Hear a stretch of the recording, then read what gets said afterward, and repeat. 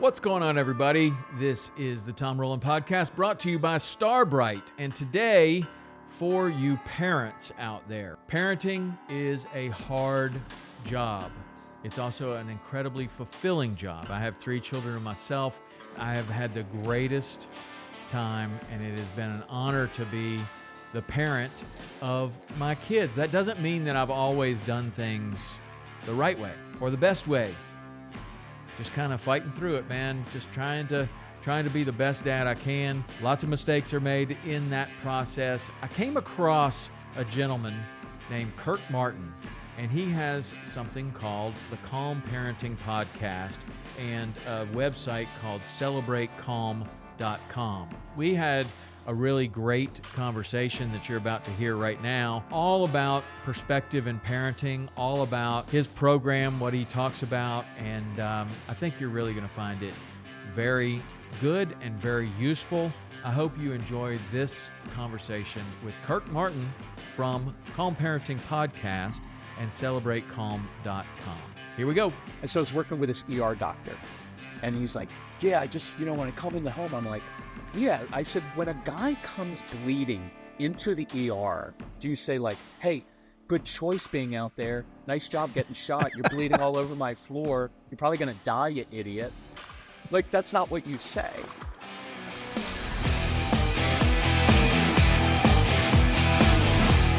Hey, this is Kirk Martin with the Calm Parenting Podcast, and this is the Tom Rowland Podcast. Kirk, welcome to the show. How are you, man? Tom, super excited to be here. Yeah, I am too. I came across one of your videos because you were wearing that exact shirt that you're wearing right now. West Bank Anglers. I have a history in Jackson, Wyoming, Driggs, Victor, Teutonia, the whole area over there. And the first thing that I did was stop, say, I thought you were giving a fishing report or something that I might be interested in. And then it became even more interesting because you had some really terrific parenting advice. And then I started looking in more to what you're doing and what the Calm Parenting Podcast is, and just the way that you kind of are conveying information is really interesting. And I thought that it would really resonate well with a lot of my guests or my audience here, which is all over the world. But most of the people that listen to this podcast really value the outdoors, whether that's fishing or hiking or backpacking or something in the outdoors, and value family time. And, so I really liked your advice so far of everything that I've heard. So I wanted to get you on and talk a little more. That's awesome. I mean, we moved out here because our son moved out here. We tried to get him to be a beach kid, but he's a mountain kid. And so we kind of followed him. And so that whole thing about families being outdoors, it's just such a fantastic thing. You don't see many people fighting on the trails. Right. Like, yeah, it's pretty awesome. So how did your son find Victor, Driggs, Teutonia area? We were traveling for work a few years ago from the East Coast. And he's like, Dad, let's drive by the Tetons. Because he's like an alpine. He's always been attracted to it. When he was in 3rd grade, he wrote in a diary, I want to live in Yellowstone. And like we didn't even know what Yellowstone was. And you know what? He fell in love with it. Like the first day we came by, he's like, I'm going to live here one day. And I'm like, well, 1, you can't afford to. And 2, like how, and he did whatever all the young people do here, which is lived with like 6 other guys in a crappy little apartment. Yes. And got himself out here. So on the Jackson side or the Victor side? Well, he started on the Jackson side. And then he ended up, before all the prices really blew up, he bought on the what we call the affordable side of the Tetons in Idaho. So, yeah. Well, good Tom, move. You know how he did it? This is kind of a cool. I don't get to share this story. So he used to be a video game kid when he was a teenager, right? Like most of the parents out there, he's sitting in the same hoodie sweatshirt for like 12 straight days and play video games. And I was like, why is he doing this so much? And as I dug in, I'm like, okay, it's brain stimulation. It's a challenge. He's playing Call of Duty 2. He's a strategic kid, all of that. And I was like, well, what else could he do that met those same needs? So I was like, Case, what else do you want to do? And he's like, well, I want to learn how to fly airplanes. And I was like, Good, because I have a fear. I don't like flying. So he had to pick the thing that I hate doing. So I go to this local airport and I find out it's $50 a lesson. And I said, Casey, here's the deal. I pay half, you pay half. And he's like, where am I going to get that kind of money? Because he was like 12. And I was like, well, you're not very good at ice hockey, but you could officiate hockey games because you are bossy, you like being in control. And so he ended up reffing hockey games, earning the money to do that. And he's making a lot of money on the weekends, like $350, $400. Wow. He's on this Ferrari form. He used to love cars.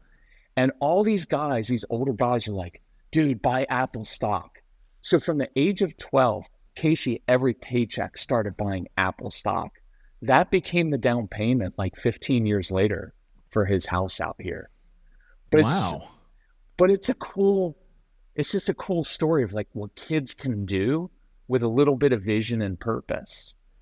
Yeah. So that's how he got out here. Yeah. It was well, cool. It's also interesting, and I do want to talk to you about this. Screens are such an important part, and I know I've listened to a couple of your podcasts on screens and things, but screens, like in that situation, they're not all bad. Like he was on this forum, and he learned how to direct that in a very positive manner to learn about stock and then actually take action towards that and make a lot of money that he could actually fulfill his dream of living in Yellowstone, which is exactly what he's done. That's really cool. That's really cool. Yeah. I love that area, Victor and Driggs. I guided on the South Fork of the Snake River, started out over in Jackson for an outfitter called Bressler Outfitters, which then turned into Worldcast Outfitters. And we spent a lot of time over there. I still have a lot of friends in Victor and Driggs. It's a great spot. And you said Teutonia, which I think has the most beautiful view of the Tetons of anywhere on either side of the Tetons. I love that place. Oh, we're out in the middle. Like I'm a city boy, and now I'm out in the middle of all these farms, and we have guns, and we're kind of like homesteading life. So we're lucky. I mean, it's just beautiful out here. So yeah. So what's your background? How do you end up with a parenting podcast and a whole business going with it?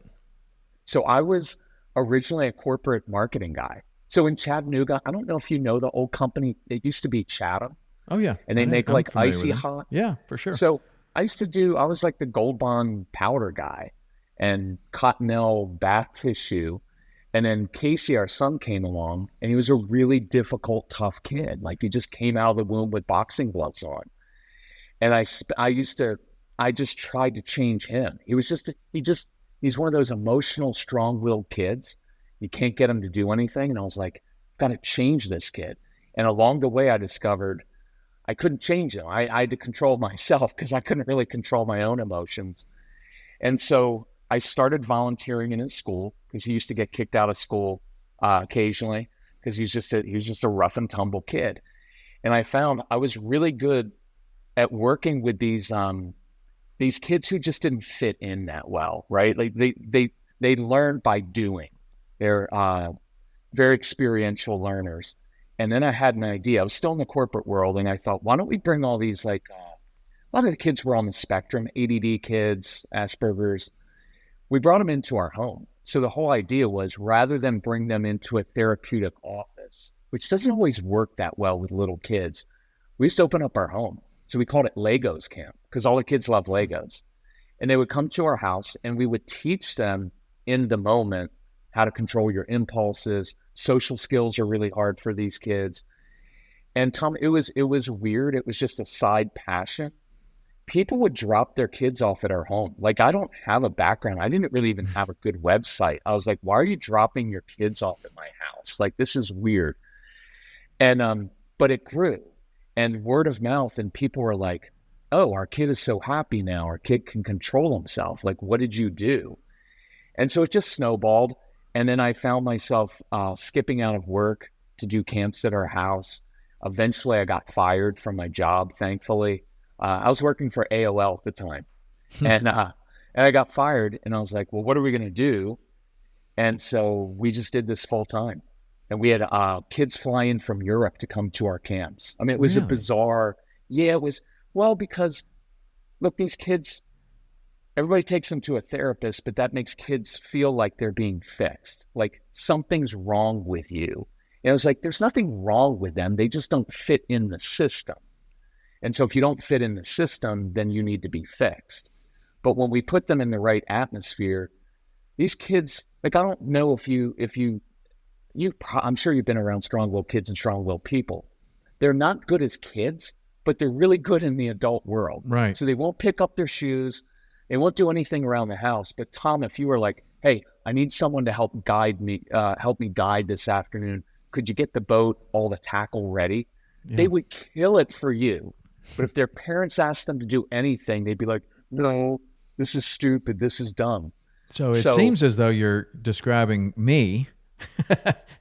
I figured. That's how I grew up. I was the super strong-willed kid, and then found fishing, which was transformative in my whole life. I don't know. I don't think I ever read a book or finished a book in grammar school or even high school mostly because someone told me that's what I had to do. So I just figured out a way to get through it without ever reading it. And then when I found fishing, I found myself like devouring entire libraries of books on fishing, and even to the point of finishing it and going, I can't believe I just read a book. And no one told me to.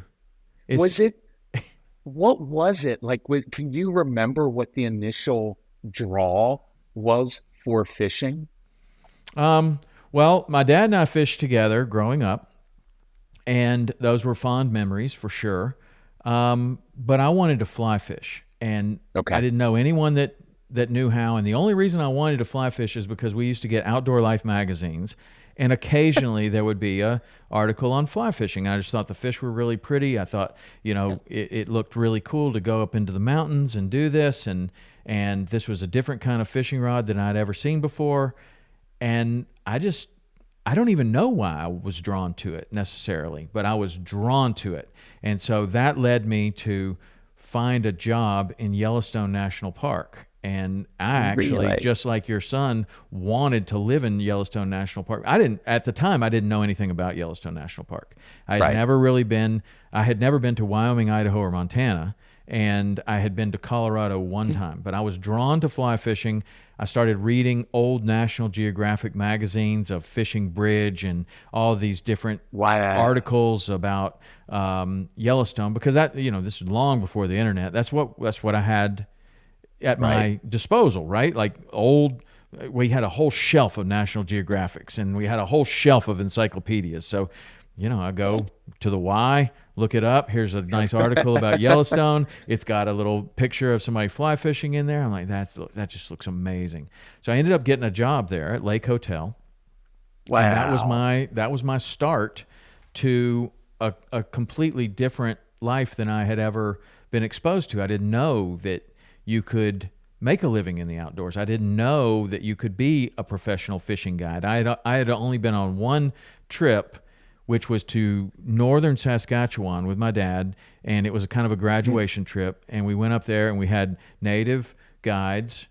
And it just seemed like, okay, well, that's what you do in this area. I guess that's the profession. But I had no idea that there was even a profession called guiding or outfitting or anything. I didn't know. And I went to that after Yellowstone. I went to the Bressler Outfitters Professional Guide School. It was like first or second year of that guide school, and I was just very fortunate to get around some people that taught me a lot. And the draw was, this is amazing. Like, I was a wrestler in high school, and I thought I liked wrestling. I thought I loved wrestling, but I loved this whole process of fishing. Like, I loved that it was in drift boats, and you had to learn how to row the boat. You had to know how to back a trailer. You had to, there was so much to it beyond just catching fish. And I just went all in on every aspect of it. And it was the first time in my life, really, that outside of athletics, that I really threw myself into something and experienced what that felt like. Because in school, I was just looking out the window, and I went to great schools and stuff, but, I was just kind of looking out the window and not interested in anything that was going on in school. Couldn't Yeah, imagine that I would make a living doing anything. I didn't see how it right. was even going to be possible. And I think there's a That's lot of kids like that. There's a lot. That's Tom. That's the hardest. One of the hardest things for parents is that there is an established way. You Hmm. go to school, you study, you get good grades, you go to college, and then we have kids like you, like me, like my son, which are like usually really bright kids, right? Like these are bright kids. They're just not academically motivated. And so it freaks the parents out of like, he's so bright if he would just apply himself. Your parents probably were like, look, Tom, if you just apply yourself, man, you're so capable. And it's hard for parents to just say, let's follow our child's passion, because that's from Peter the Great, right? I'm a huge history guy. You look at Peter the Great of Russia. He's rummaging around in the countryside. His dad is the czar, and he discovers a thing called a boat. And they were unknown there because it was a landlocked, basically, country. And he's like, I want to sail a boat.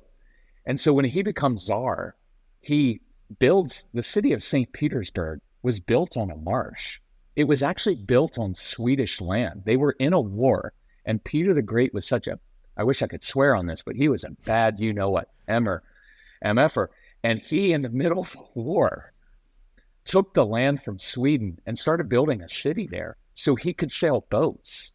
And so my big thing for parents is you've got to get out of what your vision for your child is and get into like what's their vision and follow those passions. You had this thing of like, I want to fly fish. And I'm sure your parents were like, how are you going to feed yourself? Like you're going to catch enough fish to eat? But look how you like dug into that. I think when you were telling that story, it didn't surprise me that it was fly fishing because that was different, right? Like the strong-willed kids don't want to do, like I can even see with Casey, like I was an athlete growing up. He didn't want to do any of the sports I did. And I think what kids inherently know is I won't be as good as you were, and then you're going to be disappointed. And I don't want to do your sport. So he chose ice hockey, and now he does ski mountaineering. The two things I can't do. So they're right. So they're his. Fly fishing is yours. And that independence and that adventure part that you did of like, you probably weren't even nervous. Like I'm moving out to Yellowstone and your parents said, well, what about this? And you're like, I don't know. I'm just going to move there and I'm going to make it work. And you did, and you created this amazing life for yourself. And so it's just really hard for parents because they're like, but aren't you going to be like an engineer or like a teacher or something stable? And it's just getting comfortable with the fact that my child has a different road and I've got to just follow that. And it's really uncomfortable for parents. Usually it's comfortable. Like you were just excited. And plus you're a young kid. Like you don't need a lot to eat or sleep. You just wanted to be out doing stuff. So you're like the perfect model for like the strong-willed child. Well, I was definitely, my dad didn't call me strong-willed. He called me hard-headed. And that was a very descriptive term. And he was very, very correct about that. I am hard-headed, but that can be a benefit, and it can also be a real negative. What do you think about, like, when you were saying that, about, so a lot of parents see their kid and they're like, oh, my son is so smart or so talented or whatever. What do you think about telling them that and having that a message that they're hearing, that they are so smart or they are so talented or they are so physically good at certain things? What do you think about that message and how that fits with a lot of the things that you're teaching? I think it's not like the empty praise kind of things like, you're so smart, therefore you should be studying. It's kind of just recognizing, as I get older, it's just recognizing truth. And so I like in kids helping parents pull out the other traits beyond just like, you're so smart. That's too generic. Hey, you know what I've noticed? You see patterns in life. Because a lot of strong-willed kids and kids on the spectrum, they see patterns in things. I bet you do. I bet part of why you're so good at fishing is you notice things in the water. You notice the way, and I don't know much about fishing, but you will notice patterns in migration of fish and where they settle, and you can't get it from a book. You just notice that. And so I like calling out those, hey, you know what? You see patterns. You have really good critical thinking skills. The reason that you're so good at arguing with me is the same reason you're so good at building with Legos and playing chess or checkers, because you see patterns in things. And that is going to help you one day be, and I can say, an engineer, an architect, a psychologist. And so instead of saying generic, like you're smart, what are those specific qualities? Like even the kids who argue really well, it's because they observe. It's because they've seen the pattern. When I do this, my mom or my dad always reacts with this lecture. And they've already thought it through. And so they're so good at countering that.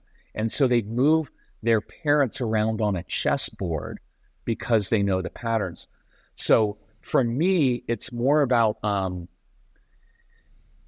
knowing I've got wisdom as an adult to know I've seen a lot of people in life. And I say, hey, I've seen that trait at a guy who's a great salesperson. Like a lot of our kids, relentless arguers. And they're always like, why can't you take no for an answer? And it's like, why don't you turn around and say, you know what, the very fact that you don't take no for an answer will make you a lot of money in life, because you see patterns, you know how to influence people, because parents see it as manipulation, right? Oh, he's manipulative. And I'm like, no, I think he's just good at influencing. And so he can read things and they're smart. So now I can say, you're a born salesperson. You make a lot of money doing that. What if you could sell stuff that you're actually passionate about? You could love life. But most people don't want to train their kids up to be a salesperson or a fishing guide, right? And a lot of that is a little bit of ego on our part of like, oh, I want the nice bumper sticker. My child went to an Ivy League school. Our bumper sticker was our son didn't get suspended this semester. And we were pretty thrilled with that. So That's awesome. That's awesome. Yeah, we didn't have the Ivy League school one, and we're happy to get me through school. Now my kids did much better. So before we get too far into parenting and parenting advice and exactly what you do, we have a little section on this podcast where it's the hot seat questions, and they're just either or kind of quick, rapid fire questions. Okay. It'll give us a chance to get to know one another a little bit better, and it'll give the audience a chance to get to know you a little bit better as well. So you ready to go? I'm ready. All right. One thing that you've changed your mind on in the last 2 years. Ooh, that's a lot. Just one. You know what? Just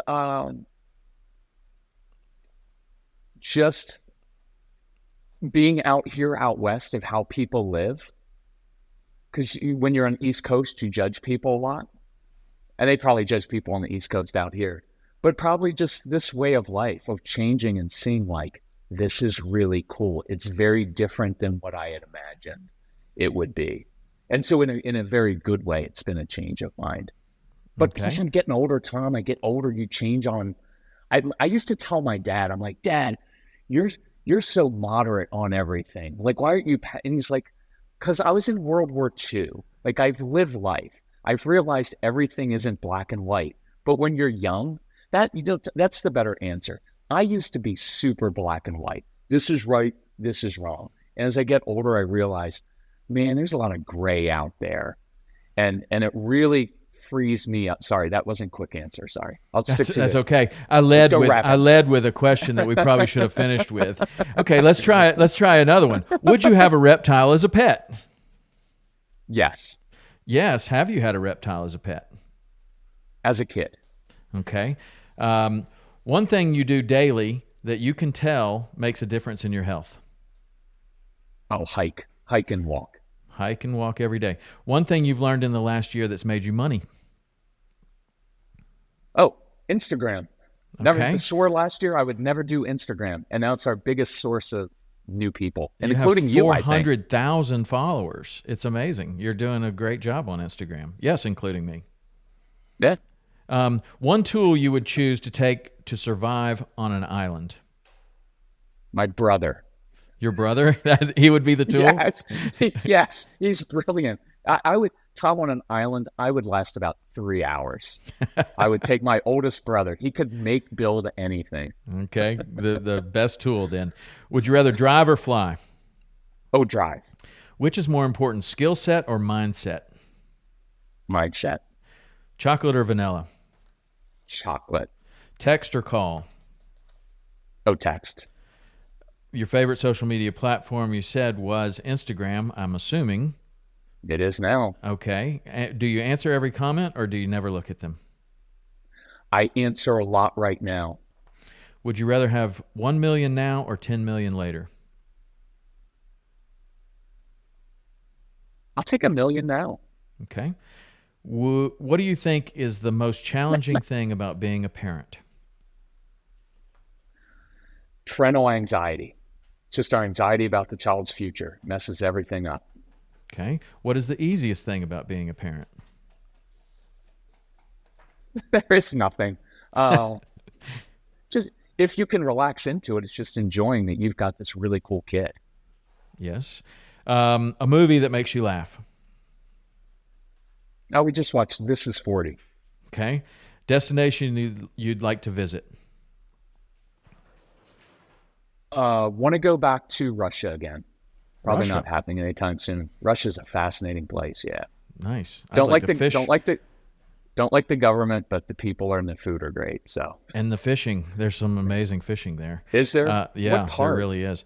Well, tell me. I think as you just kind of go right straight across from Alaska, as close as, we Okay. have just a fantastic fishing in Alaska as well. So Russia's actually not that far away from, that part of Russia is not that far Right. away, and you have very similar type of fishing Right. right there. Can you share one quote that you think about often? No.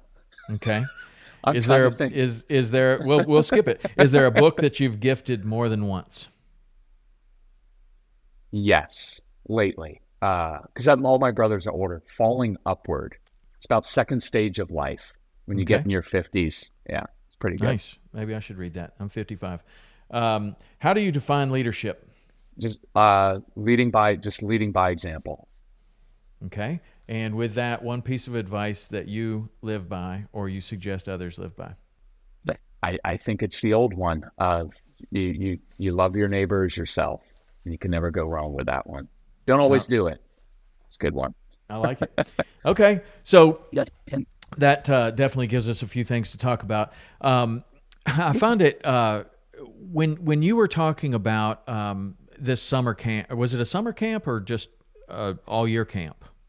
It was at first during the school year. It was weekends, and then it was then we did dinner camp. So kids would come over on like a Wednesday night and eat dinner with our family, just because it was very grounding. And then once I got fired, then it became summer camps. And so when one of the things that we've talked about so many times with so many different people that have made a big change in their life, and in some cases it's getting fired, in some cases it's quitting what they're doing to start something else, and that can be a real pivotal moment in someone's life. Tell me about that moment when you get fired. Do you just like, great, this is exactly what I want to do and exactly where I want to go, or are you kind of in a tailspin for a minute to figure out where you want to go? So I'm like a lot of strong-willed kids. Little things going wrong irritate me to no end, but if something big happens, it stimulates my brain. So I remember, I was building this camp thing and this kid thing on the side. I was actually doing phone consultations with parents while I was at AOL. Like I would sign out a conference room. It was awesome. I know it was immoral or whatever, unethical, but it was awesome. And I hated them as a company. So when that time came, I think I got an email on a Saturday morning that said, "Hey, Kirk, I need you to meet with me in my office, before opening on Monday." And I was like, "Oh, I'm getting fired. So let me go in, clean out all my stuff." And so I was kind of prepared for it. The big, oh crap moment was, oh, how am I actually going to make money from this? And so I was out walking my dogs in this neighborhood and I was like, how am I going to make money? How am I going to make money? Can I write a book? You don't make a lot of money from writing a book. It's really hard. I had done that before and it was a horrible experience. So I thought, I'll record audio programs because see, you can sell a book for 10 or 12 bucks, but you can sell an audio program for like $99 or $79. So I just started coming up with our curriculum and creating these audio programs. And then it was like, Tom, it was like Thanksgiving. And I was like, let me do these programs. I'll record them and sell them for Christmas. I had no idea how to do that, but we got it done. We're running this little label maker thing, CD duplicator in our kitchen. You know, it's a classic, like selling books out of your trunk. We're making our own CDs, putting labels on them, packaging them up, shipping them out. And it was awful and awesome at the same time because like with your guiding, it's my thing. I just wasn't good at carrying out the vision of a company, of someone else's product, right? That's why you do what you do. It's your own thing. So it was a little bit of an oh crap moment, but overall it was more like, let's jump into this and see where we can take it. Nice. And so at any point, did you have to get any sort of certifications or additional education or anything to be in this field? No. And that's the weird thing is that I get calls after everybody's gone to highly trained, and it's not knocking therapists and psychiatrists at all, but I'm the one that gets the calls of like, we've been through 12 different therapists. Nobody's been able to help us because it's not knocking them, but a lot of them have never actually worked or been around kids, right? They like studied in books and theory, but they haven't worked with the kids. Like a mom I talked to yesterday, she's like, you described my child and our home like you were there. And so I'm able to brainstorm, but so in the early days, it was like, well, what are your qualifications? And I was like, I have none. I kind of get these kids, and if what we're saying makes sense, then try it. And if it works, who cares if look, the funny thing is now there's science behind just about everything that we teach, but I'm more experiential, intuitive. So I would discover things just by observing kids, just like you do. Like you observe things out on the water and you notice. You didn't like read in a book how to do certain things. You figured it out because you cast like 8,000 times and then you figured something out. You didn't need to have a PhD to do what you do. You get it intuitively. And so, no, I have zero qualifications in that way. Well, kind of. But one of the things that I think of some of the best people in many different industries that I've ever seen, and is that for me, I started in Wyoming, definitely had the least amount of experience of anyone there. So I was looking at things differently. Some of these people had been a guide for 20 years.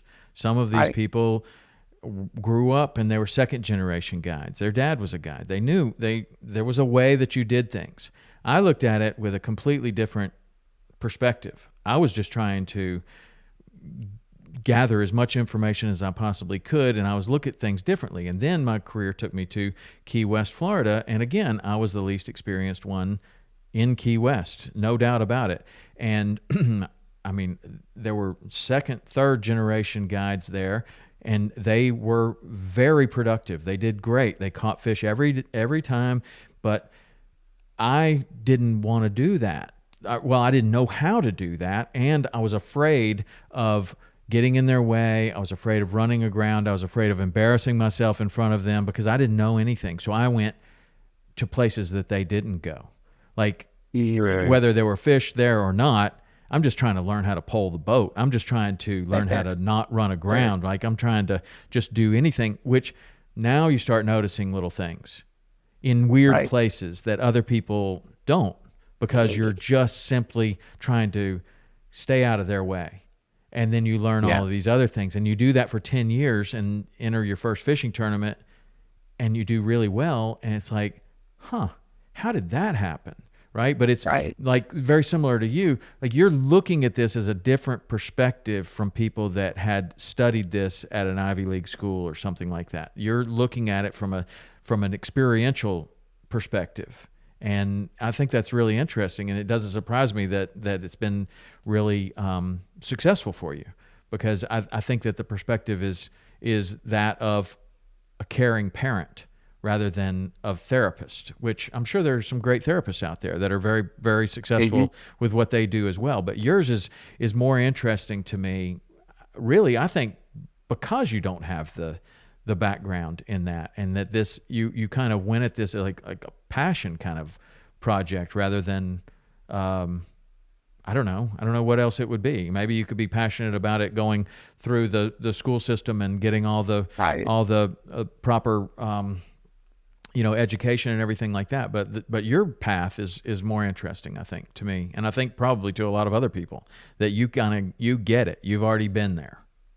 Well, you get to, the cool thing is, so you have kids in the house. I'll give you an example.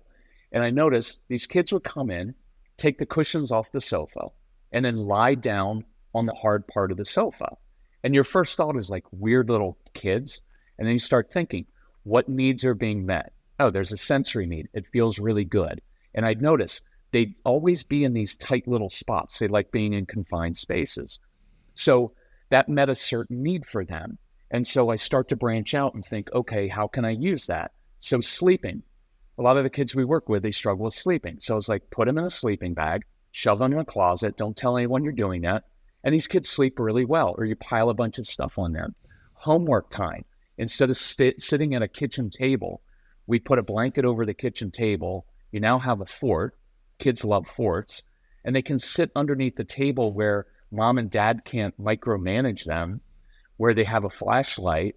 They can eat under there, and they do their homework under there, and they like it. And in school, I have kids who sit underneath their desk. And then the third one was a really weird one, which I noticed these kids like a lot of sensory pressure.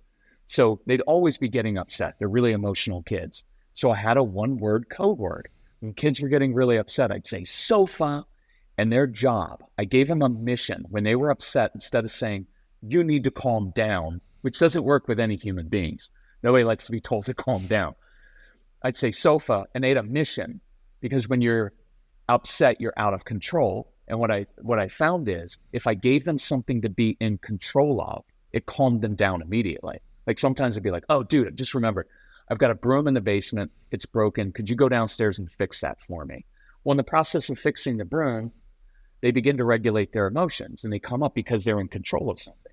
So when I said sofa, they had to go in the living room, throw the cushions off the sofa. I would come in, and they would be laying down. I'd put the cushions on top of them, and then I began sitting on top of the cushions. It was weird, but it was instantly calming because, one, it was weird. Two, there was physical pressure. And three, there was no eye contact when they were upset. And so I would sit on top of these cushions. And again, it was done safely. I didn't kill anybody doing it. And then I'd say, dude, what's going on? What were you upset about?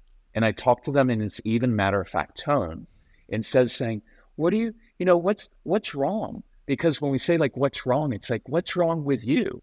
And I just have a conversation.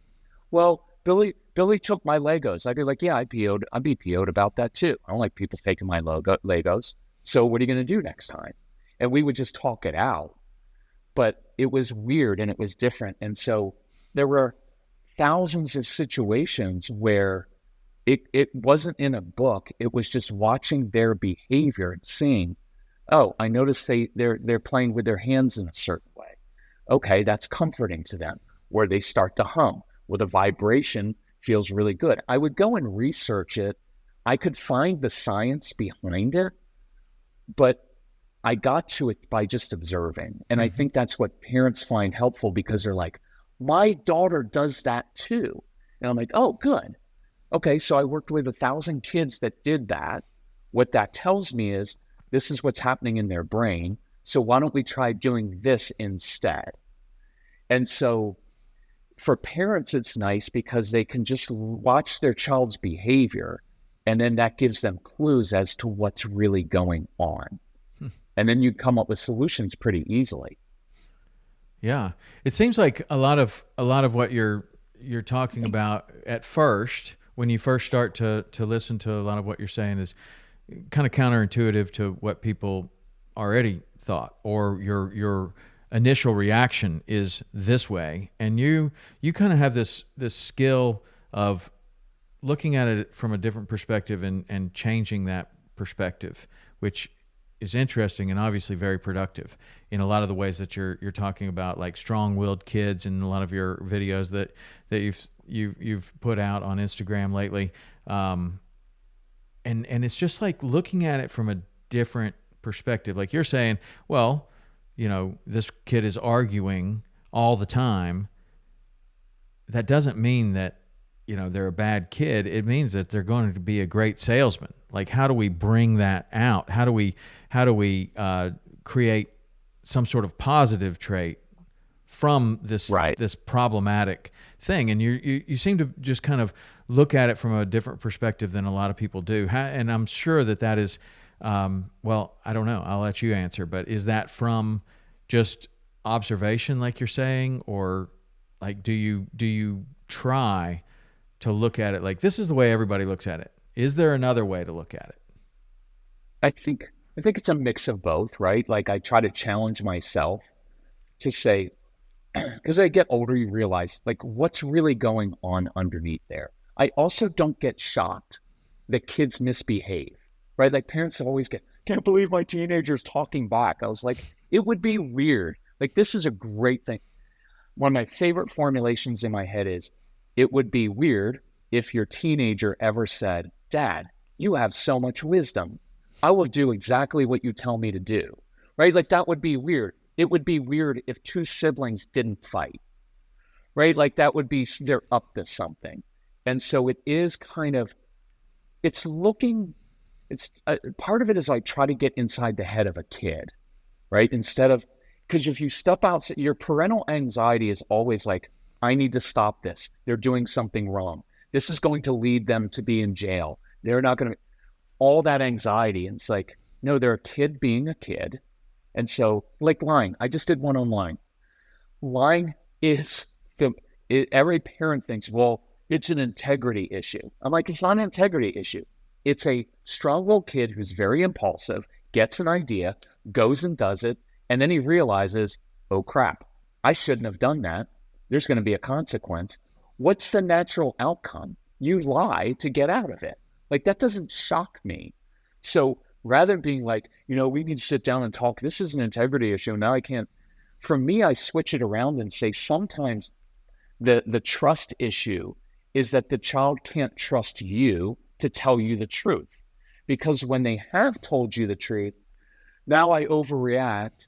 And now I'm like, I can't believe that you would lie to me. Well, now you're just telling the child, I can't handle it, right? It's very Jack Nicholson, right? Like Tom Cruise, like, you can't handle the truth. And it's like, you just created more lying in your teenager because when they do tell you something, you lecture and overreact. So I just try to switch it around and tell them the other part is the only thing I can really control is myself. Like, if our family's success is dependent on changing or controlling the behavior of another human, we're in trouble because you found in life, it doesn't work. But if I control my response to that person, that's probably the biggest takeaway for parents to me is stop focusing on so much on what they're doing and focus on your own response to it. Because when you stop reacting to it, you'll see more clearly. And then you'll be able to lead them to be able to problem solve. And I'll give you one more analogy from men. Men in every sphere of life respect other men who stay cool and calm under pressure, right? We don't want the platoon captain saying, oh my gosh, they're shooting at us, right? We don't want a quarterback freaking out. And so for men who are listening, I often say this, take off your dad hat, because the dad hat is, my job is to correct my kids all day long. Like that's a very dad mindset. My job is to discipline my kids. And all you ever do is walk around and say, cut that out. You stink at that. Stop doing that. But if I put on my quarterback hat, now I come into a situation, I'm standing at the line. I'm reading the defense. I'm reading the situation. And when that blitz is coming, if I stay cool and calm under pressure, man, I can beat that blitz, and I can read that defense. When I'm the quarterback of the home, I'm leading. When I'm the dad, I'm just kind of criticizing all the time, if that makes sense. It's just it's kind of a neat thing to do in your head, or to talk to your kids like they're your business colleague, because you don't walk around to your business. What were you thinking? How many times do I have to tell you? You're never going to be successful. I mean, some people do that to their colleague and because they're a jerk, but it's not a great communication style. So I'm like, bring home the way you talk to your like at work, you problem solve. If you have a young colleague who messed up on a project, you don't go in, how many times do I have to tell you, you have to do this right? You're never going to get a promotion. You're like, hey, I've seen your projects before. You do good work. This last project, not up to standards. Grab a notepad, come into my office. We're going to strategize and we're going to fix this.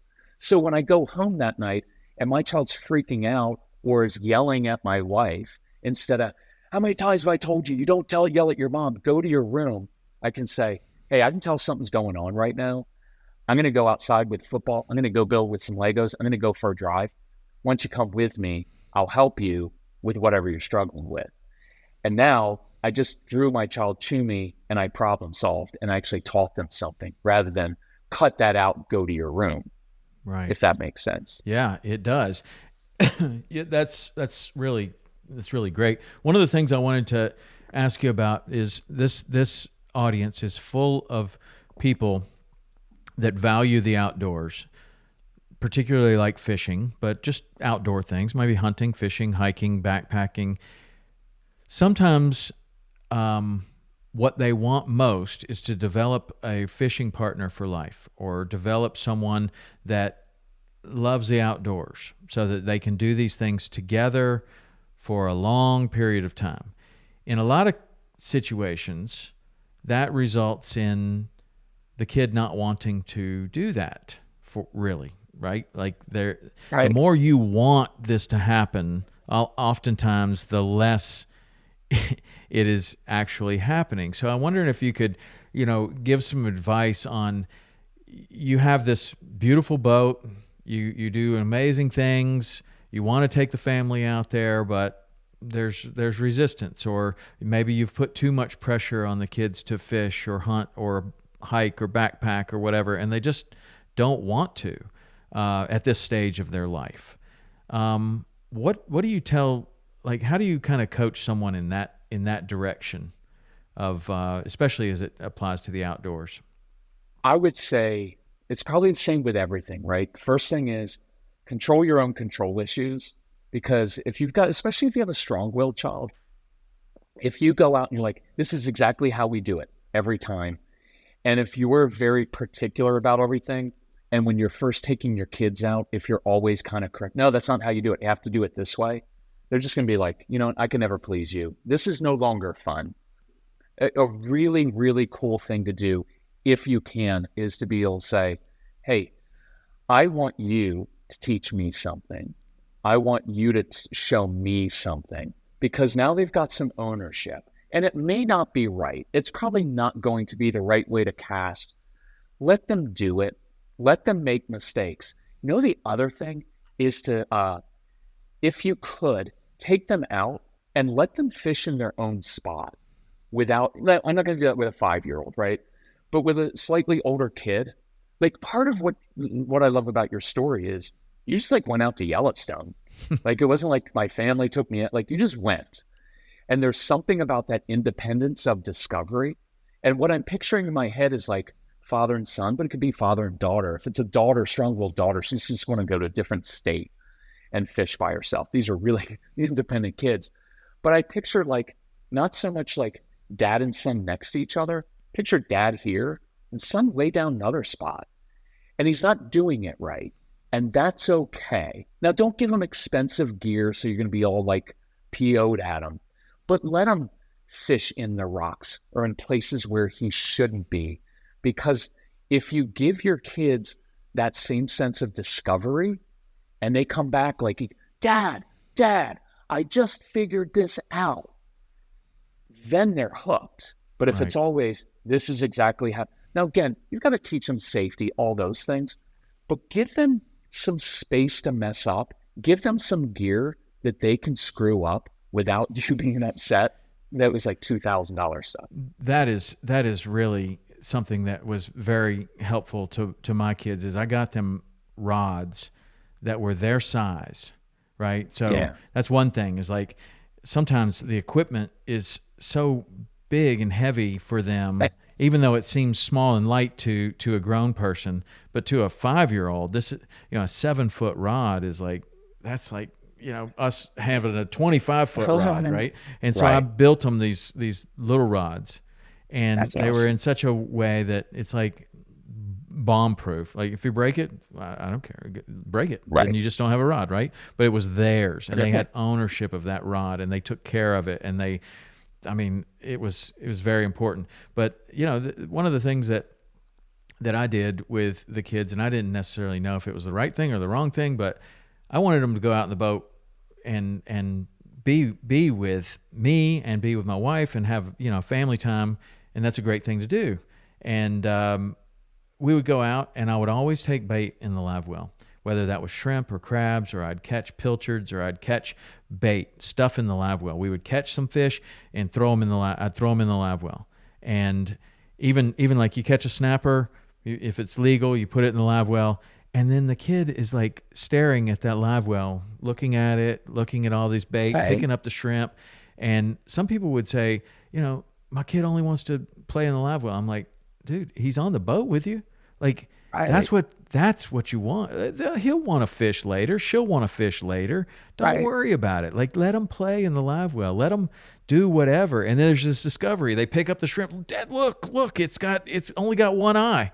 And you're like, oh, that's cool, right? But like, that was one of the things that I think that I did well. Certainly did some other things not so well, but that, and always having snacks. Always having snacks.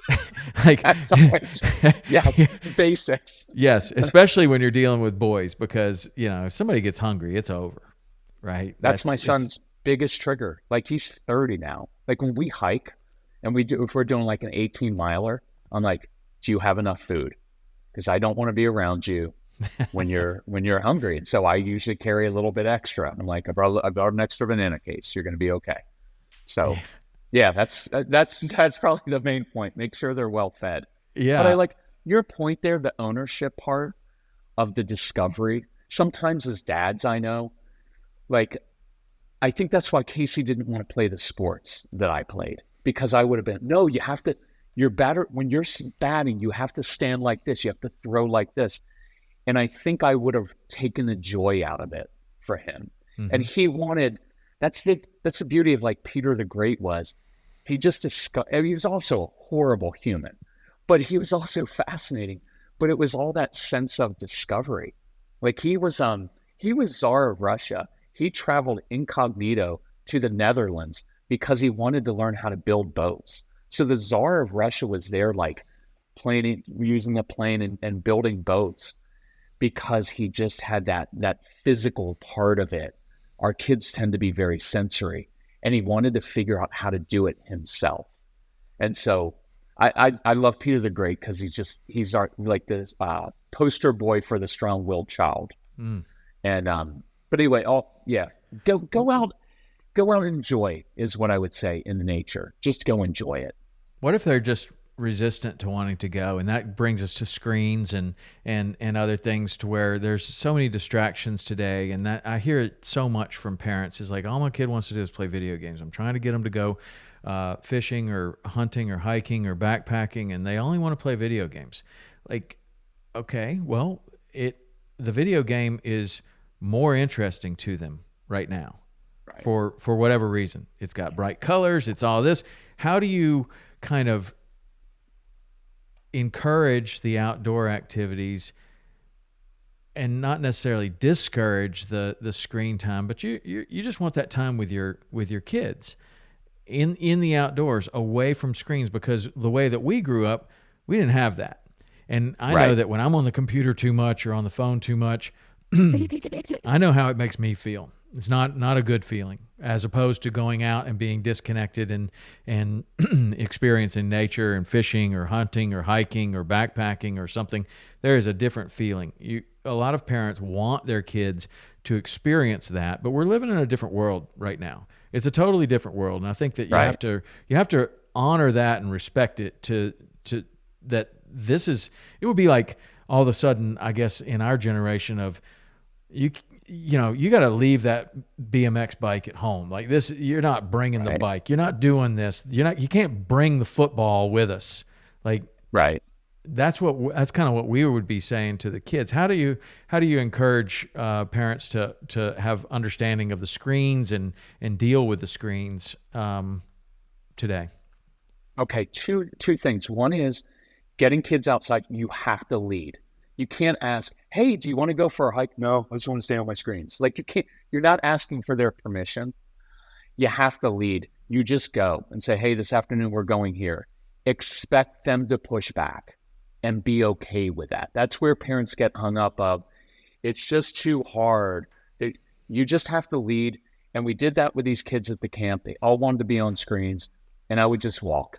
And they'd be like, oh, my legs are going to fall off. And I'd be like, if they fall off, can I take a picture? Because that would be way cool.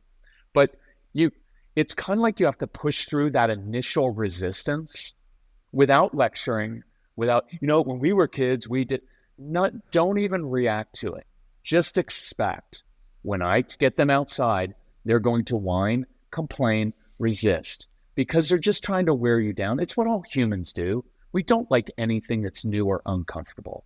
So as a parent, you just keep walking and you just keep talking about what you want to talk about, but don't turn around and try to, oh, we only have this far. Oh, you're going to have such a good time. It's like, no, I'm not.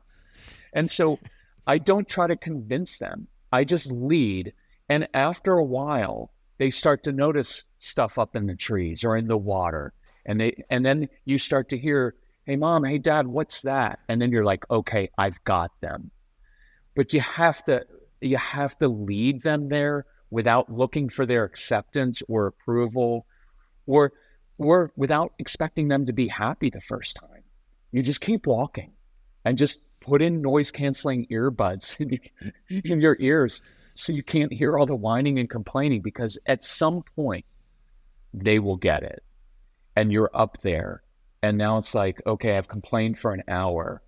I guess I'm going to look around and enjoy this, or find, the other thing is, if they're really resistant, for younger kids, do a treasure hunt. Like if you want to take them somewhere, go hike 30 minutes up, do a treasure hunt. Kids always love treasure hunts. So instead of, we're going backpacking, we're going for a hike, it's, wait, I hid something about 40 minutes from here.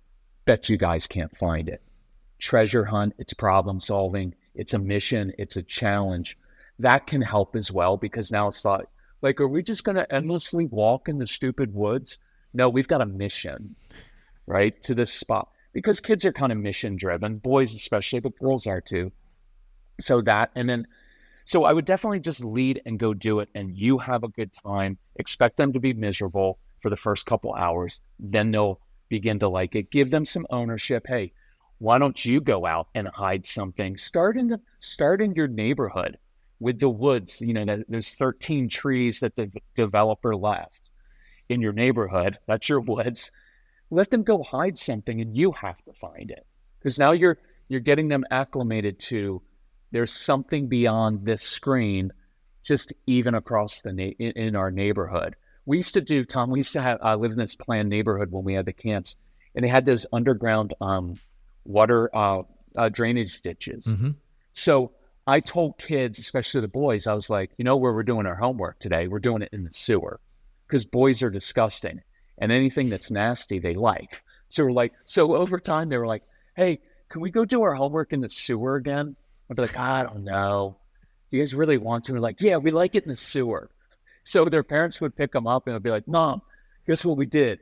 We hung out in the sewer. And their parents would look at me and I was like, it's just a drainage ditch. It's okay. Not going to catch anything. But if you make it a little bit fun, but you just have to lead. Like Tom, and I knew, like our default was to go outside and run around. But it was different. So I don't judge today's parents because our parents literally didn't know where we were. Like all summer, we were gone. Right. We came home at dinner time.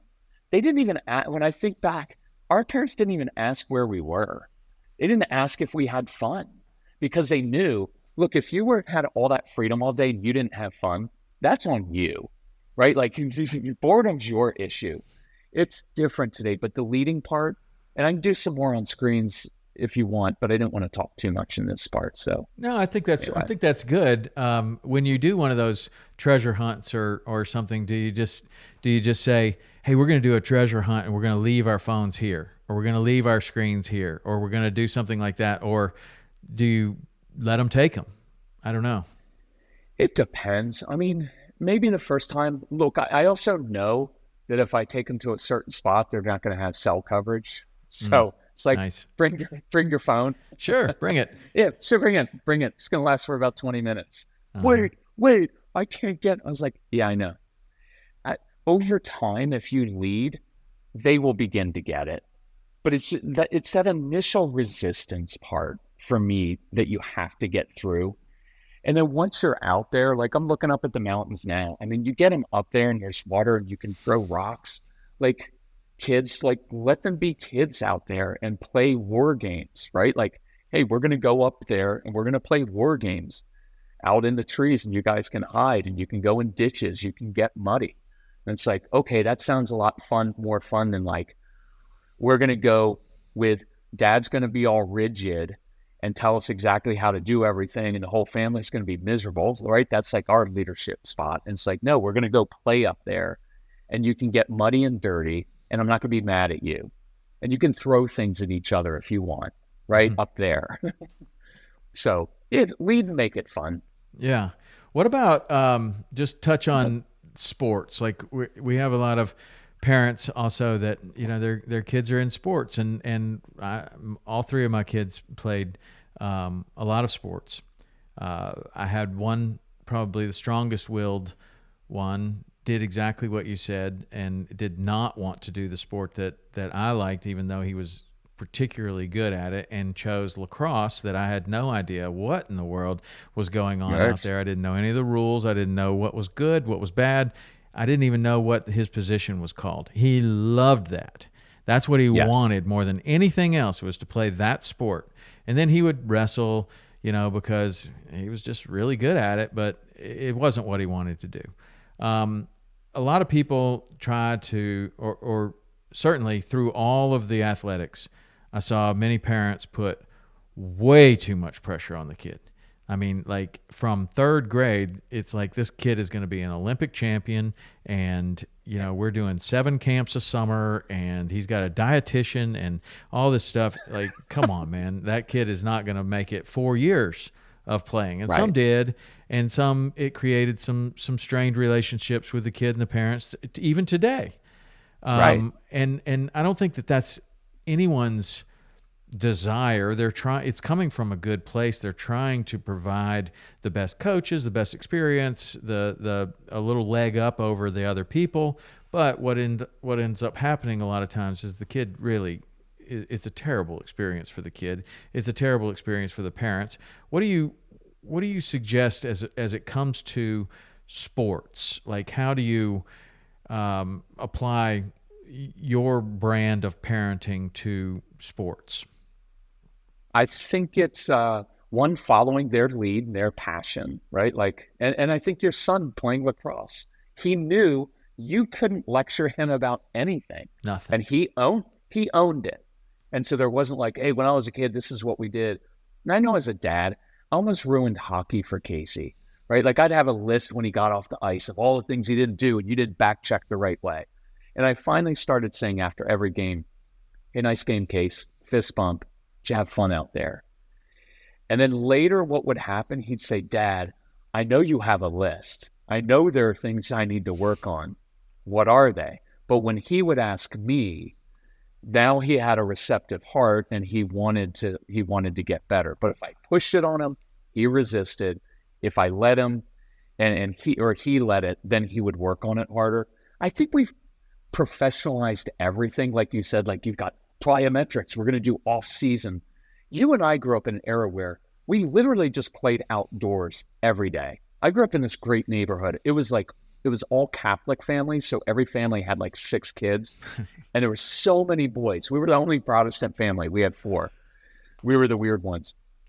But I think that we were actually better athletes without the training than kids today, because I played against Kenny Collins, who was 3 years older than me at basketball, and I had to learn. It wasn't a coach. I had to learn, if I wanted to win, how to use my butt and box out. And I had to play older kids and younger kids, and there were no adults telling us how to do it. We figured it out ourselves.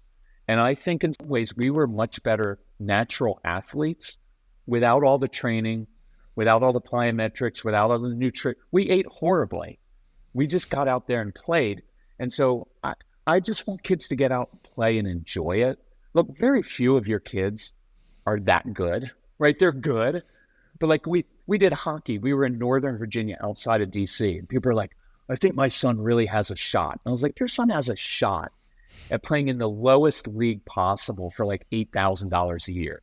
Nobody from DC, you've got to be born with skates on in Minnesota or Buffalo or Canada. And then there's all, like you said, it's just, that's how I actually changed. I was a freak hockey parent. Like I would be up in the stands because Casey was a big kid, and I'd be doing this, like hit that kid, and then I'd flash a number to him. Like he was supposed to hit this kid. I was so out of control. And then I finally realized I'm a freak. Like everybody in the stands was. And so you let your kids enjoy it. Go out and just play.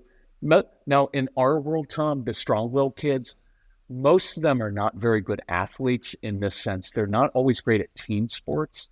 They tend to do individual wrestling, gymnastics. Martial arts are fantastic for the kind of kids we work with. They don't always want to be on a team, but like even lacrosse and hockey are kind of nice because they're very active and very sensory. But baseball was a tough one. Like Casey played soccer. He was a goalie. He would turn around and he was watching like everybody else. And I'll give one more for dads. You've got to control your embarrassment because they're just going to embarrass you on the field. And some of these kids are really emotional. They're going to like flop around. I was working with a dad the other day. His son flops around when he misses his putt. And he's like, what do I do about that? And I was like, act like it's someone else's kid, but not your own. Because otherwise you're going to go grab them and pick them up, hit them with a golf club. So control your own anxiety when your kids are playing sports. And if I gave any advice, it would be, don't say anything. Hey, good game. Did you have fun? And you can have that dad list, the 14 things that you need to do better. And they're not going to practice all that hard if you're pushing them to practice. Give them some space. Our phrase is, when we step back, it gives kids space to step up. When I step back from micromanaging and lecturing, like you found with your son in lacrosse, he owns that sport. You have nothing to give him there. And so it's no pressure. You're there. You're like, I don't even know what position you are. I don't know what the strategy is. All I know is you're pretty fast and you scored a couple goals. Fist bump, son. Yeah. And that's perfect, actually. Yeah, that was better experience because when he steps off the wrestling mat, I'm like, your left foot wasn't in the right spot. You didn't hit the move because you didn't hit it. Like you just kind of lollygagged in there. Like nothing positive comes from that. Nothing. And so I'm glad that he had the wisdom of his own to go for lacrosse, but he was really good at it. Now, what about, like, I've shown your videos already to a few of my friends, and they're like, man, well, it's too late for that. I wish I had known those kind of things earlier. This morning I showed it to a couple of my friends, and one of my friends was like, man, well, I didn't do that right. I wish I had known that. And so it makes me wonder, like, especially like it seems like Casey is older. How old is he now? He's 31 yesterday. So 31 yesterday, and that is a whole new. That's kind of the chapter of my life that I'm in, of more adult children. And do you do anything with like dealing with not dealing with, that's not a good how to approach the relationship with your adult children as your children are growing up, and maybe you didn't do all these things right. Maybe maybe you were the freak dad in the stands, and maybe you were the person who put too much pressure on them to be outdoors or whatever. But now you're through that, and how do you create this relationship with an adult child? Like, do you talk about that at all? Yeah, I think, if there's repair work to be done, I think it's simple honesty, right? Not groveling, just saying like, you know what, I apologize. I was young. I was an idiot. I didn't know what I was doing, right? Your mom and I got married. We were young, and I messed up. I think I put too much pressure on you. Just own it, right? But not in a long, like, sit down, just in a casual conversation of, hey, I'm realizing as I get older, man, I didn't do some things well. And I think I probably sent the message that I was never pleased with you, but it's not true, because I'm really proud of you. It's just I was so focused on that, and I apologize for that, right? Now they're not going to be like, Dad, that means so much to me right then. But I think that's just simple honesty, right? You're just reading the situation. As a young dad, I did it wrong. But what I do want you to know is I am proud of you. And I didn't say that enough when you were young. That will sink in. Don't say it every single time, but I think that's a good start. And then you just change how you do it. Like it's the same principles. Like this is probably maybe a little bit too personal, but I share it anyway. It's not that personal, but for a while, Casey and his fiance, they were like, we don't want to have kids, because Casey grew up in a home where we always had like the most difficult kids possible. So it's like, why would I want to have that? And his fiance, you know how it works out here to make a living out here. She was like kind of a nanny. Mm-hmm. And so you know what that's like. And so her experience was awful. And they were like, we don't want to have kids. And I wanted to lecture them like, you got to give me grandkids. Come on, I had you young, got lots of energy. And I back off. And I've learned I back off. And last night they were like, hey, we've come up with names. If we have a boy and we have a girl. And I still don't jump on it. Like, when are you going to try? When are you going to start? I just let them do their thing, and it's still the same thing. I want Casey coming to me, right? Sometimes I'll say, hey, Case, I have some thoughts about that. If you want to come grab me sometime, we'll go to the coffee shop. I'll share my thoughts, but I don't dump stuff on him. I just, I let him come to me, again, when he has an open heart. And then the other thing is just like, he had to get some procedure done today. So yesterday he's texting me like, tomorrow's going to be awful. It's going to be ruined. I'll probably get a migraine, catastrophizing, because he got that from me. And so my first thought is I want to text back, you're overreacting. It's not going to be that bad. But nobody wants to hear that in the moment. So I was like, okay, what do I tell other parents to do? So I texted them back and I just said, yeah, that's going to suck. And after I did that, then he came back with, well, I'll just hydrate. I'll prepare this. I'll be okay. If it was me telling him he'd be okay, he would have rejected it. But I simply acknowledged it's going to suck, and then he came up with a solution. So, same basic relationship stuff. But I love him being older now. I don't have to parent him. Like, we hike all the time together, and it's cool. Yeah, but it's a strange place. I mean, I find it a strange place. Is there's a point at which, like you mentioned it earlier, a parent says, well, I'm not the child's friend, I'm their parent, and there's a difference. Right. And right. I agree with that to an extent, but then when they grow up, there is a period of time where you're like, okay, well, maybe now I want to be more of a friend than a parent. They don't need me as the parent anymore. They've done a fine job on their own, and now right. I really enjoy being around my children, and I want that relationship to transform into something different. Like, not a right. parent-child relationship, but more of a, friend. I'm your older friend that has a little more experience than you. Happy to right. share it with you, but I don't want to push it on you, right? Right. But let's just go fishing together because we love doing that, or elk hunting or hiking or backpacking or whatever. And Right. and that's a place that is, it's weird Yeah.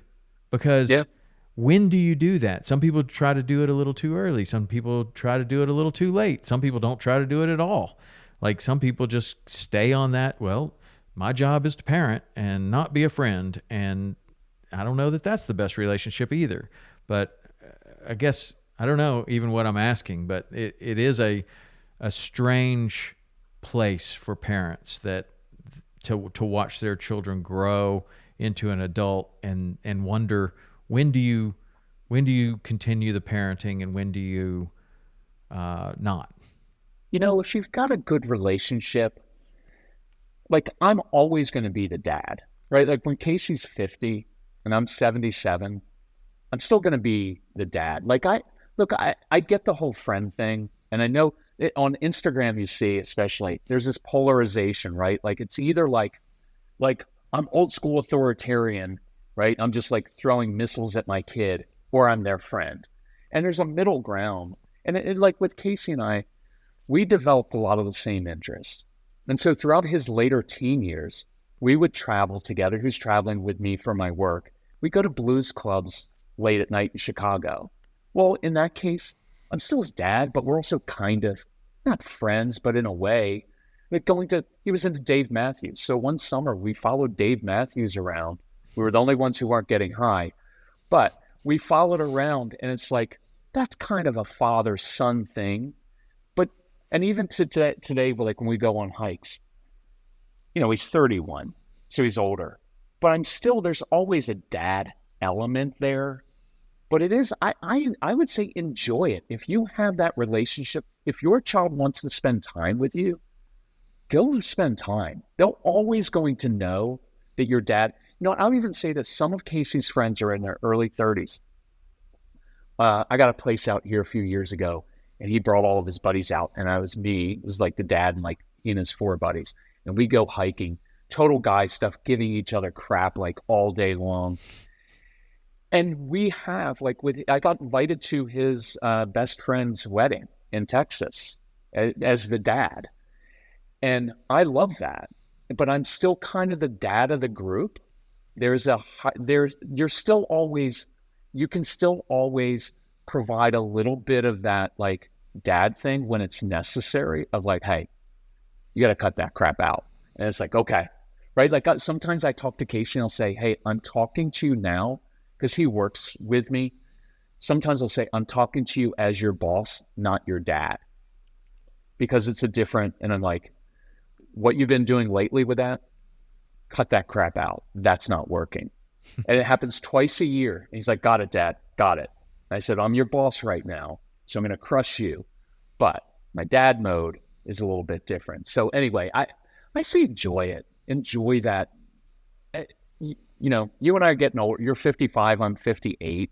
Like, you did all the hard work to get to this point. And now with your sons especially, like being out, you can talk to them like guys. Like when Casey and I are hiking, he'll sometimes say like, Dad, don't be and he'll use, guy language with me. Sure. And it's fun. And I enjoy that part. And I give it back to him. So yeah, enjoy the heck out of that. I like it. The last thing I want to touch on is that it also seemed like, and I haven't looked into this, but it seemed like you had some programs for marriage. And so a lot of your advice and your perspective really connects, especially with guys, I think, because of the way that you just tell it like straight out, like this is you're not being a good dad, you're being this way. And if you would just talk to the kid this way, I don't know. I started thinking, I heard something on one of your videos that you did have some kind of program for marriage, and I wondered if it was from the same perspective and you just talk to guys like, well, this is the problem. Seems like you're doing this, because that is the way that guys like to talk to one another. And yeah, do you have programs on marriage? Yeah, there's a marriage program. I think that's the reason guys like it. Because I know, like when I went to marriage therapy, it's a therapist and my wife teaming up on me. That's what it feels like. They're talking all this therapy language, and I'm like, I don't even know what you're talking about. right? But when it's like, oh, I just don't feel like we connect emotionally. I was like, what does that even mean? And so putting it in like guy terms of like, hey, when you come home from work, put your phone down, give your wife like 3.5 minutes of eye contact.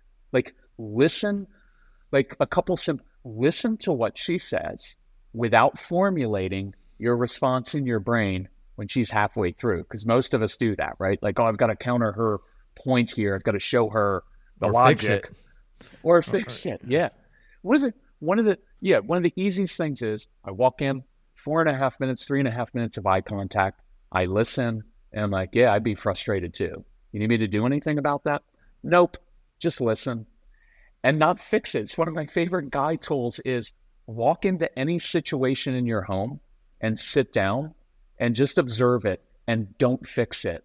And usually the situation will fix itself, or by controlling yourself, because usually when we try to fix things, we escalate and make it worse. So for the next week, literally just walk into a room with two siblings fighting and sit down and just like eat some popcorn or have a drink. And just then they're going to look at you like, why aren't you yelling at us?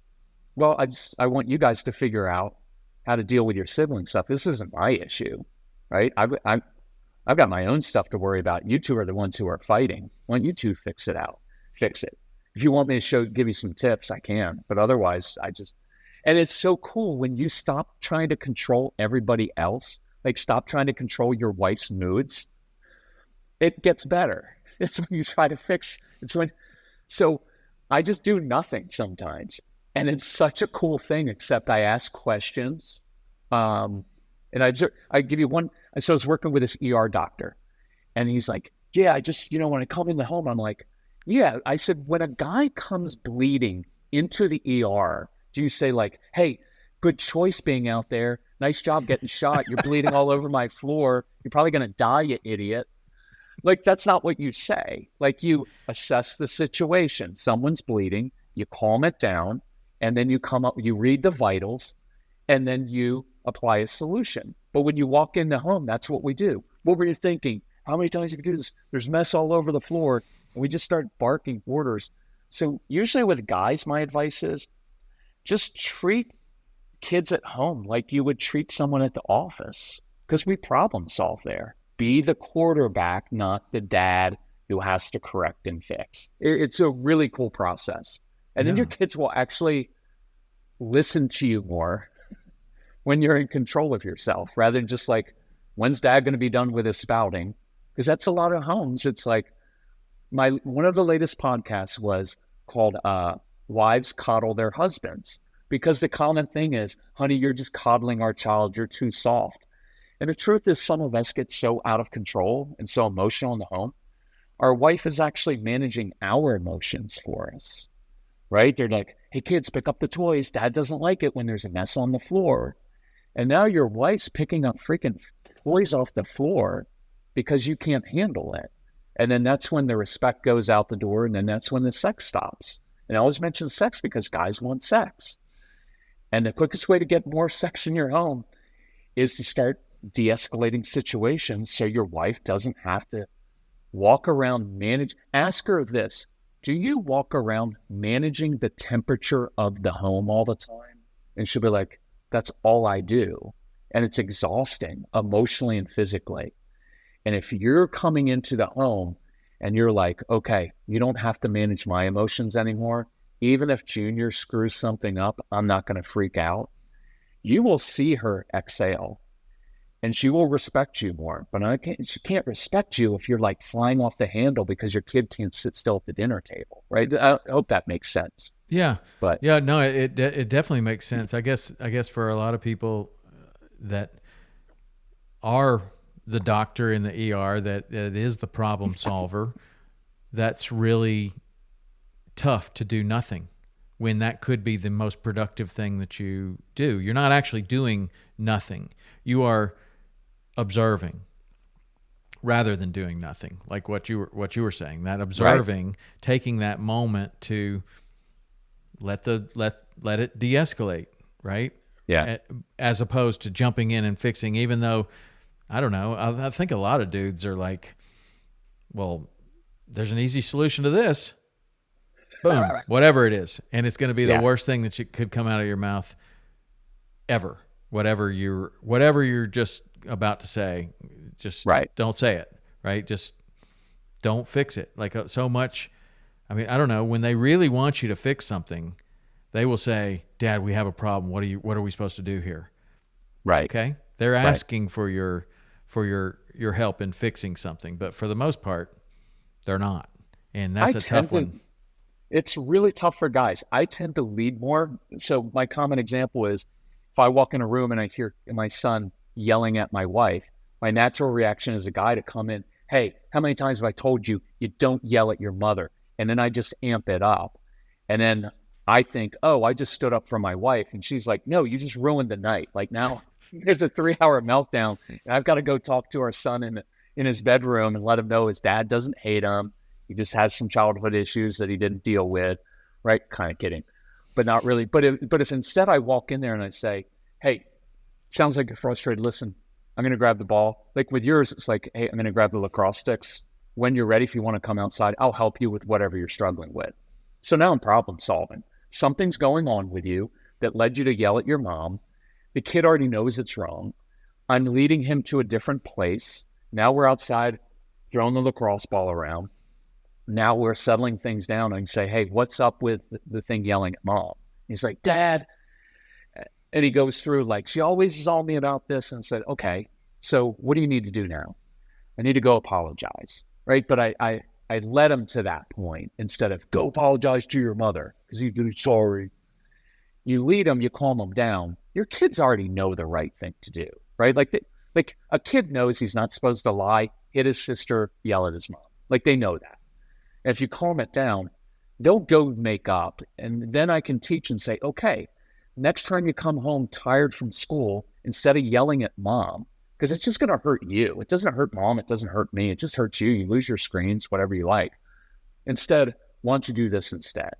Now I get to impart my dad wisdom to say, like a lot of times with Casey, it was like, Casey, you're making things harder on yourself than you need to. Like, and let me show you a different way. And I think it's going to work better for you. So again, I'm kind of talking like to a colleague, to a buddy of like, hey, you're screwing this up. Like if you and I were out fishing, I'd be like, and you were going through, I'd be like, Tom, you're effing up your life. Like, stop doing that. Here's a different way to do it. And then you'd be like, yeah, I kind of am effing up my life. Right. And then you just go do it. And it's very matter of fact. It's not lectury. Right. So yeah, it's a cool process.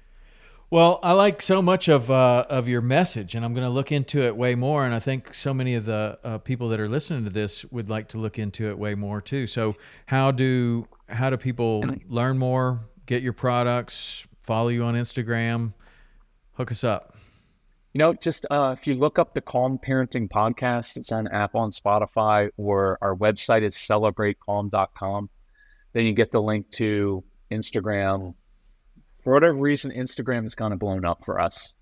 I swore last year I would never be on Instagram. And then I did this one video, and it was a horrible video, but it got so many comments, it started driving people. So now it's like the thing I swore I would never do is like how people are finding us, including you. I think Casey reached out to you. So yeah, he did. I sent a message, cool. and he responded. I tried to. I was like, how do I reach out here that doesn't sound like total spam? Because you get so much. So I probably gave Casey too much information about my history in Jackson, Wyoming, and the West Bank Anglers shirt and all the other reasons that I contacted you. But I was actually very interested in it. I think this is going to resonate very well with the audience. And we just have so many people that family is the most important, and you just want to do a good job. You want to do the best job you can, and a lot of times in trying to do the best job you can, you totally ruin it. Like a Chris Farley, when he's like, he wants to pet it and then he smashes it, and it's like that's what you're trying not to do. Even though it's coming from a good place, you just want, you're like, if I just knew what I knew then, if I knew then what I know now, I would have been 4-time state champion. It's like I could impart that wisdom over to the kid, but the kid doesn't want to hear it, man. That's why they have coaches. Yeah. And they're not their coaches are not you.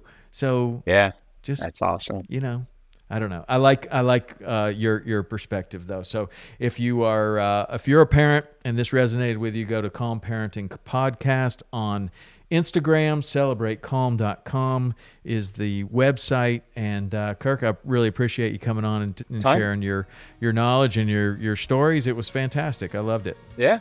Yeah. Sometime let me know if you're out here. I'd love to see you when you come back out. Oh, I will be. I'm coming out there to elk hunt this fall, and we're going to be doing some fishing around your area. So I'll look you up.